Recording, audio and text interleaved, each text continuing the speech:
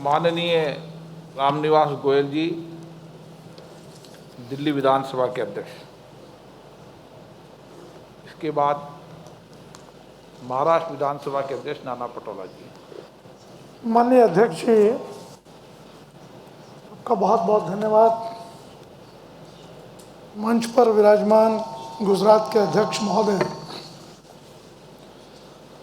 पहले तो मैं अध्यक्ष लोकसभा जी का बहुत बहुत आभार व्यक्त करता हूं कि एक बहुत सुंदर कार्यक्रम आपने आयोजित किया, जहां पर सभी को इस विषय पर चर्चा करने का अवसर दिया। और गुजरात के अध्यक्ष का इसलिए आभार व्यक्त कर रहा हूं, स्थान का चयन तो शायद अध्यक्ष जी ने किया होगा, लेकिन जो आपने सुंदर व्यवस्थाएं की उनसे थोड़ा मुझे भी जेलसी हो रही है कि दिल्ली में कभी अध्यक्ष जी ने हमको मौका दिया तो इससे कुछ 21 करने का हम भी प्रयास करेंगे। मैं बहुत बहुत बधाई दे रहा हूँ। अध्यक्ष जी, आज का जो विषय है बहुत गंभीर विषय है।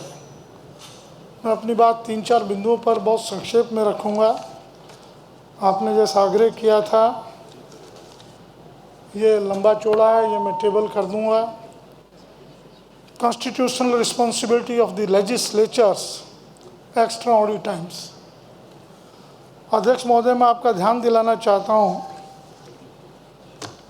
डिजास्टर मैनेजमेंट एक्ट 1885 में भारत में बना था, जब ब्रिटिश लोग यहाँ शासन करते थे।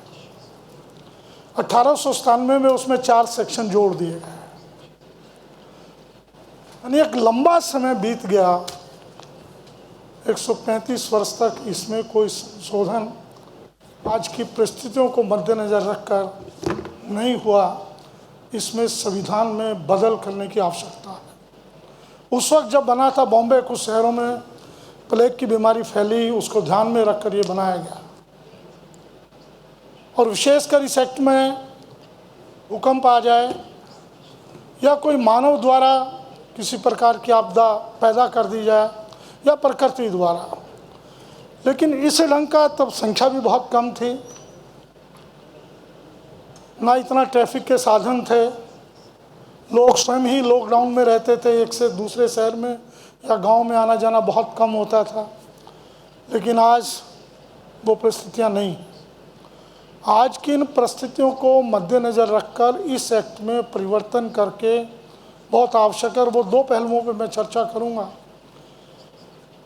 कि संविधान ने कहा है कि कोई भी सदन, चाहे लोकसभा हो चाहे विधानसभा हो, 6 महीने से ज़्यादा स्थगित नहीं रह सकती। इस कोरोना काल के दौरान पहले तो निर्णय लेना पड़ेगा ऐसी परिस्थितियों में क्या 6 मास तक और 6 मास के अधिक भी स्थगित रह सकती है नहीं। संविधान पर इस पर चर्चा करने की ज़रूरत है। दूसरा, अगर नहीं हो सकता तो इन परिस्थितियों में उस 6 महीने के अंदर विधानसभा कैसे बुलाई जाए। लोकसभा बुलाई गई, लोकसभा की गैलरी में डिस्टेंस मेंटेन करने के लिए फिजिकल व्यवस्थाएं की गई। मुझे नहीं मालूम वो कितना सफल हुआ। यूके में भी ये व्यवस्था की गई। लेकिन इन सब चीज़ों को ध्यान में रखकर विधायिका, विधानसभा, लोकसभा किस ढंग से आयोजित की जाए, इस पर विचार करने की आवश्यकता है। इस पर कानून में परिवर्तन करने की आवश्यकता है। अध्यक्ष महोदय, दूसरा मैं कहना चाहूँगा कि पूरे भारत की विधानसभाओं ने अपने अपने तरीके से अपनी परिस्थितियों को समझ के परिवर्तन किया। मैं उदाहरण के तौर पर मैं कह रहा हूँ कि दिल्ली सरकार ने शादियों में 50 लोग आएंगे, उत्तर प्रदेश ने कहा 100, और अनेक विधानसभाओं ने, अनेक सरकारों ने अलग अलग, ये मैंने एक एग्जाम्पल दे रहा हूँ। दिल्ली ने कहा, उस पर काफ़ी कुछ चर्चा भी हुई, होम आइसोलेशन बाद में स्वीकार भी हुआ। लेकिन एक कानून पूरे भारत में बने, एक परिस्थिति पूरे भारत में बन के आए। ऐसी परिस्थितियों को, जो आपातकाल स्थिति है, समझने के लिए इस पर मैं और अधिक ना कुछ बोलते हुए ये चीज़ मैं सदन पटल पर रख रहा हूँ। इसमें डिटेल में सारी चीज़ें मैंने बहुत संक्षेप में अपनी बात रखी। दूसरा, अध्यक्ष जी, आज़ादी के 73 वर्ष हो गए। मैं जब बहुत छोटा था, 10-12 साल का, सुना करता था गोवा पुर्तगाल की एक कॉलोनी है, पौंडीचेरी फ्रांस की एक कॉलोनी है। आज़ादी मिल गई, पुर्तगाल चला गया, फ्रांस चला गया, लेकिन आज भी इस भारत के आज़ादी के 73 वर्ष बाद कुछ प्रदेश केंद्र शासित प्रदेश हैं, उनको कहा जाता है केंद्र शासित प्रदेश। ऐसा आभास लगता है कि हम आज़ाद नहीं। क्यों आवश्यकता है केंद्र शासित प्रदेश की?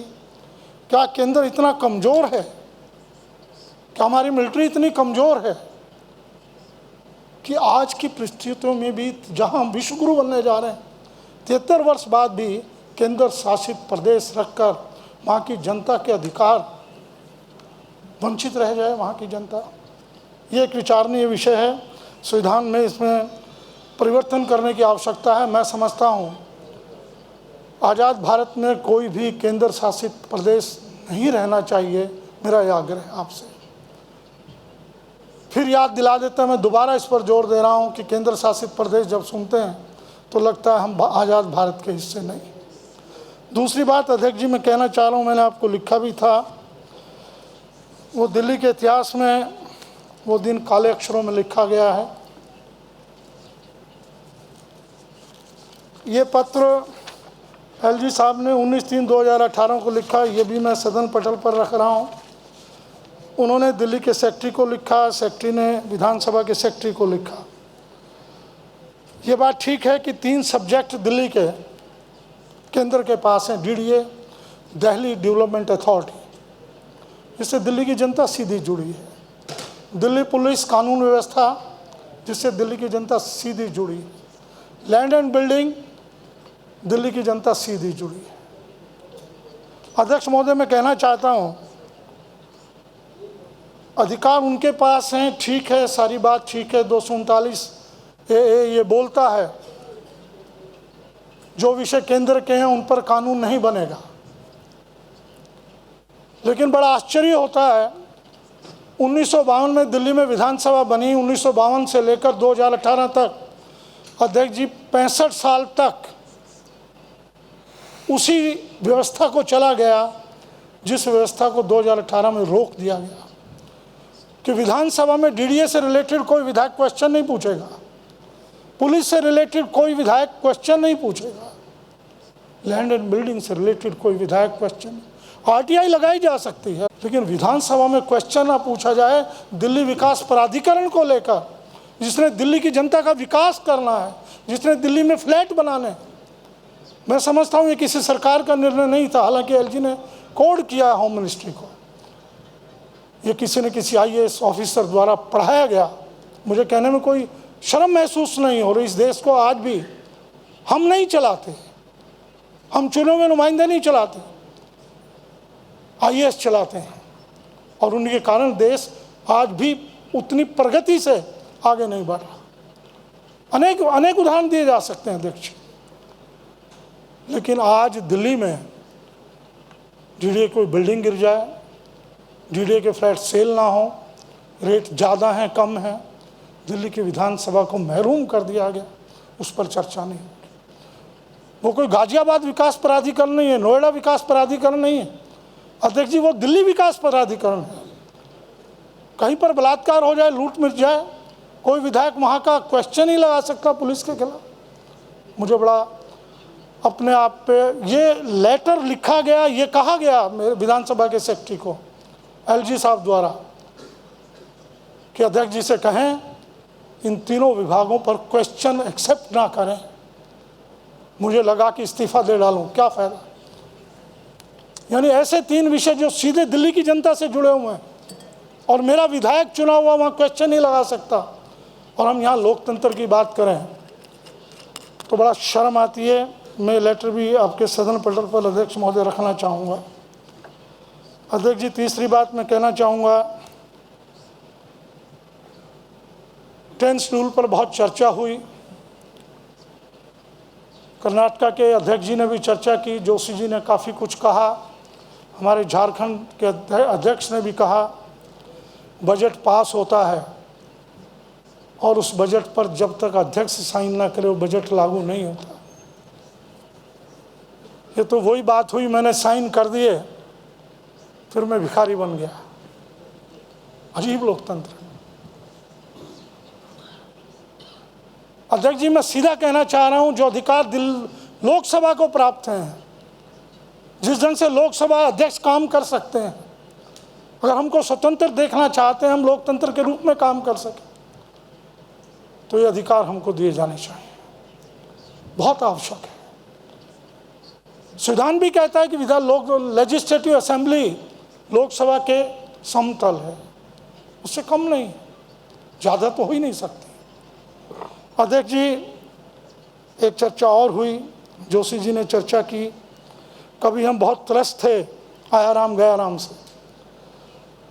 हमारी उम्र उस वक्त छोटी थी, राजनीति की समझ थी, बड़ा दुख होते थे, मन को पीड़ा होती थी। मेरे देश में विधायक चुनने के बाद दल बदलते हैं, कहीं के कहीं जाते हैं, और आपने भी वो काल देखा है कि 30 साल के संघर्ष के बाद 1/3 से 2/3 उसमें संशोधन करते करते हमने सोचा अब 2/3 कहाँ होगा, सरकारें बची रहेंगी, दल बदल पर कुछ वर्ष पाबंदी भी लगी। लेकिन मैं जोशी जी की बात से बहुत गंभीरता से सहमत हूँ, बचा लीजिए उस लोकतंत्र को। नहीं, लोकतंत्र की सत्ताएं आएंगी जाएंगी, किसी एक दल की रहेगी, कभी किसी एक दल की रहेगी, लेकिन इतिहास के लोग लिखने वाले कभी हमें माफ़ नहीं करेंगे।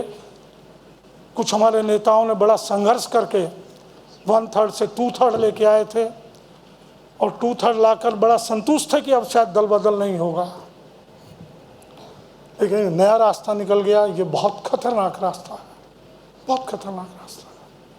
मेरी मार्मिक अपील है कि इस पर आवाज़ उठनी चाहिए, हमको चिंतन करना चाहिए। आज माननीय राष्ट्रपति जी ने, उपराष्ट्रपति जी ने बड़ा कुछ कहा है, भावुकता से भी कहा है, बड़ा गंभीरता से भी कहा। जो यह कहा है वो लागू हो जाए, देश उस ढंग से चल सके। किसी भी दल की सरकारें हों, कोई फर्क नहीं पड़ता, लेकिन देश तो मेरा है, भारत माँ मेरी है। मैं कैसे जा सकता हूँ उसके खिलाफ, मैं कैसे काम कर सकता हूँ उसके खिलाफ? संभव नहीं।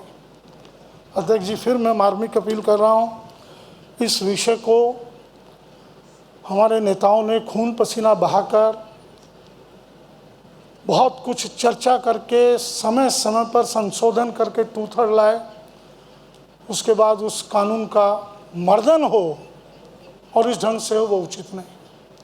अध्यक्ष जी, एक विषय और अंत में मैं कहकर अपनी बात पूरी करूंगा।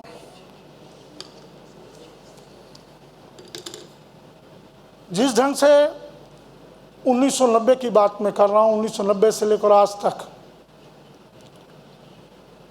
न्यायालय की दखलंदाजी बढ़ रही है,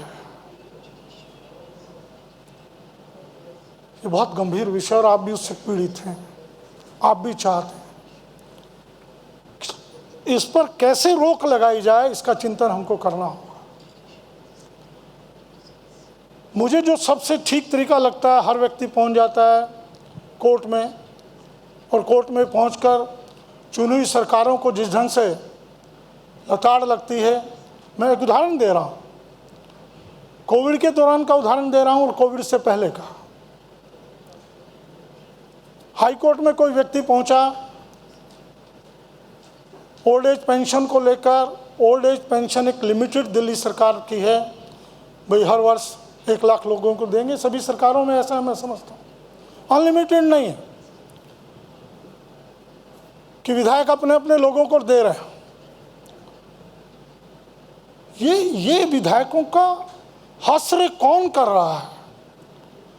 और हाई कोर्ट ने भी बड़ी मजे से टिप्पणी की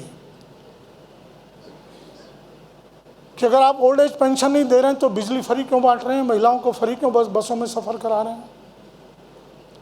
ये टिप्पणियां कहां तक उचित हैं? कहां तक विधायक की लेजिस्लेशन की गरिमा को गिराती? उनके हाथ बांधने का काम भी हमको करना पड़ेगा। अभी कोविड के दौरान की घटना है। ठीक है, दिल्ली में कोविड गिर गया था, एक समय आ गया था 8 मौतें थी प्रतिदिन, 9 मौतें थी, 10 मौतें थी, केस भी बहुत कम आ रहे थे। अब अचानक सर्दी बढ़ी, केस बढ़ गए, पॉल्यूशन हुआ, केस बढ़ गए। फिर कोर्ट की टिप्पणी, बड़ा अजीब लगता है। सरकार सोई हुई है, निर्णय नहीं लेती। हमने 200 की छूट दी सरकार ने, अब 50 किया, ये पहले कर देना चाहिए था। अरे भाई, पहले किसको मालूम है कि कोविड कितना बढ़ेगा, कितना घटेगा, किसी को मालूम नहीं। और कमोबेशी इस ढंग की टिप्पणियां सब जगह हो रही हैं। सर्वश्रेष्ठ विधानमंडल के चयन के लिए, इसके लिए मेरा अध्यक्ष जी, मैं कहना चाह रहा हूँ, राज्यसभा के उपसभापति चेयरमैन बन जाए और दोनों एसपी संवैधानिक मामलों को लेकर, लेजिस्लेशन के लेकर विधानसभा के अध्यक्ष को इसलिए मुनासिब करना या लोकसभा के लेकर जो भी विषय हैं, अभी लोकसभा का एक उदाहरण ताजा, दोनों दल में से जो प्रिविलेज कमेटी की कार्रवाई चल रही थी, उस प्रिविलेज कमेटी की कार्रवाई से बचने के लिए एक व्यक्ति लोकसभा में पहुंच गया और प्रिविलेज कमेटी को सुप्रीम कोर्ट ने रोक दिया। प्रिविलेज कमेटी की कार्रवाई को सुप्रीम कोर्ट ने स्टे दे दी। अगर सुप्रीम कोर्ट किसी कमेटी की कार्रवाई को स्टे देता है, ऐसे दिल्ली की कमेटी के साथ हुआ, peace and harmony committee, Facebook वाले पहुंच गए, सुप्रीम कोर्ट स्टे ले आए। अध्यक्ष जी, उचित रहता कि सुप्रीम कोर्ट इन सब चीज़ों पर ठीक से विचार करे, और विचार करने का कार्य हमको करना पड़ेगा कि जब तक किसी कमेटी का निर्णय पूरा नहीं हो जाता, बीच में उसकी कार्रवाई रोकना कहाँ तक उचित है। 2-3 कोई केस हाई कोर्ट में चल रहा है और सुप्रीम कोर्ट में पहुंच जाता है, सुप्रीम कोर्ट कहती है नहीं, हाई कोर्ट का फैसला आने दो पहले। कुछ परिवर्तन करना हो कर ले। केस विधानसभा में चल रहा है, सुप्रीम कोर्ट स्टे लगा देती है, अरे उसका फैसला तो आने दो अपन तो बना कमेटी का। ये कहाँ तक उचित है? लोगों की और हमने इनको नहीं रोका। रेगुलेशन बनाने कहीं ना कहीं हमारी कमेटियां भी, विधानसभाएं तो चली गई हैं, ये कमेटियां जो एक चेक रखती हैं, एक चेक रखती हैं कमेटी ब्यूरोक्रेसी पर, सरकारों पर, इनका भी एक दिन मुझे डर लगता है भट्ठा बैठे। अध्यक्ष जी, रेगुलेशन तो मेरा एक सुझाव भी है इस विषय को लेकर। विधानसभा के कौन-कौन अध्यक्ष को सुनिश्चित कीजिए। जब भी कभी सुप्रीम कोर्ट पर कोई विषय जाता है तो संविधान पीठ बना देते हैं, वो स्थायी संविधान पीठ बनाई जाए, कुछ जजेस संविधान पीठ में ही रहें और वो स्थायी हो। उन जजों को नियुक्ति करने का एक विषय हो सकता है, संविधान के अंतर्गत हम निर्णय करें। उसमें सुप्रीम कोर्ट का जज हो, चीफ जस्टिस हो सकते हैं, लोकसभा अध्यक्ष हो सकते हैं, या कार्यकारी मंत्रालय हो सकता है हमारा, राष्ट्रपति महोदय हो सकते हैं। वो संविधान पीठ 5 सदस्यों की बने और उस संविधान पीठ में किसी भी विधानसभा से संबंधित विषय कोई जाता है, लोकसभा से संबंधित कोई विषय जाता है, कोई कमेटी का संबंधित विषय जाता है, वो पीठ उस पर निर्णय करे और वो स्थायी हो। अध्यक्ष जी, अगर इस लोकतंत्र को जो मैंने विषय रखे हैं सही मायने में बचाना है, भारत सबसे बड़ा देश है इस विश्व का लोकतंत्र का। जहाँ लोकतंत्र की बात आती है तो विश्व हमारे मुंह की ओर देखता है, हमारी ओर देखता है। सबसे बड़ी आबादी का ये देश, इन सब चीज़ों पर जो आज खुले रूप से चर्चा हो रही है, मैं समझता हूँ इस ढंग से चर्चा पहले कभी हुई या नहीं हुई। मैं जब से बना हूँ मैंने देखा चर्चाएं हुई, लेकिन इस ढंग से खुली चर्चा आज मैं पहली बार देख रहा हूँ। मैं आपको बहुत बहुत बधाई देता हूँ, धन्यवाद देता हूँ और इन विषयों पर आपसे आग्रह करता हूँ निश्चित रूप से आप विचार करेंगे। धन्यवाद। जय हिंद।